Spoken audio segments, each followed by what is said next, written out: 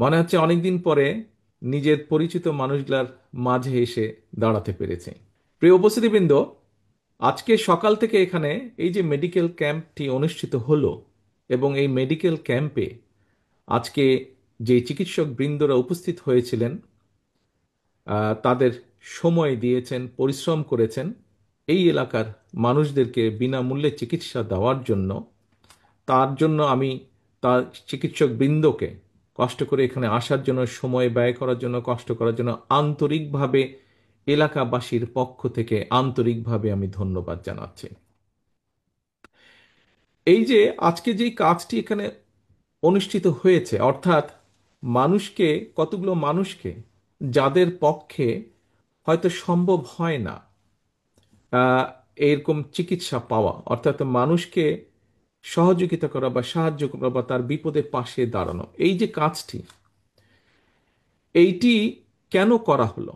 দেখুন, এখানে আমরা যারা আজকে, আমি বলুন, আমার নেতাকর্মী যারা আছে, মঞ্চে যারা আছে, মঞ্চের বাইরে অনেক মানুষ উপস্থিত আছেন, যারা আমরা সরাসরি বাংলাদেশ জাতীয়তাবাদী দল বিএনপির রাজনীতির সাথে জড়িত। আমরা রাজনীতি কার জন্য করি? আমরা রাজনীতি মানুষের জন্য করি।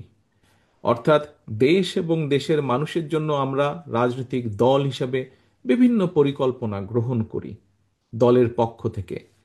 শিক্ষার বিষয়ে পরিকল্পনা গ্রহণ করি, নারীদের বিষয়ে পরিকল্পনা গ্রহণ করি, যারা বয়স্ক মানুষ তাদের ব্যাপারে পরিকল্পনা গ্রহণ করি, চিকিৎসার ব্যাপারে পরিকল্পনা গ্রহণ করি, ছাত্রছাত্রীদের ব্যাপারে পরিকল্পনা গ্রহণ করি, রাস্তাঘাট উন্নয়নের ব্যাপারে পরিকল্পনা গ্রহণ করি, কৃষকের ব্যাপারে বা কৃষির ব্যাপারে পরিকল্পনা, এরকম বিভিন্ন পরিকল্পনা গ্রহণ করি।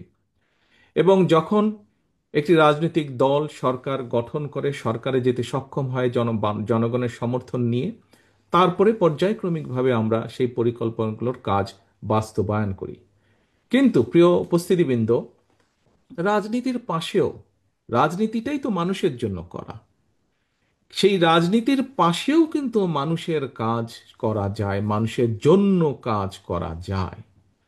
কারণ রাজনীতিও করি আমরা মানুষের জন্য, অর্থাৎ মানুষ কিন্তু মানুষের জন্য। আল্লাহ তাআলা আমাদেরকে সৃষ্টি করেছেন সৃষ্টির সেরা জীব হিসাবে, এবং সেই হিসাবে আমাদের দায়িত্ব হচ্ছে, যেমন একজন মানুষ যার পক্ষে সম্ভব, সে যেরকম আরেকজন মানুষ যার পক্ষে সম্ভব নয় তাকে সাহায্য করা, সহযোগিতা করা, একইভাবে মানুষের দায়িত্ব হচ্ছে পৃথিবীর তাবৎ আল্লাহর সৃষ্টি সকল কিছুর প্রতি যত্ন নেওয়া। এবং এই সকল বিবেচনা বোধ থেকেই আজকে থেকে প্রায় 27 বছর আগে জিয়া রহমান ফাউন্ডেশনের ভিত্তি প্রতিষ্ঠিত হয়। এবং তারপরে বিভিন্ন সময়ে বিভিন্ন কার্যক্রমে কিভাবে কি কি কার্যক্রম গ্রহণ করা হয়েছে, আপনারা কিছুক্ষণ আগে যে ডকুমেন্টারিটা দেখানো হয়েছে তার ভেতরে আপনারা দেখেছেন।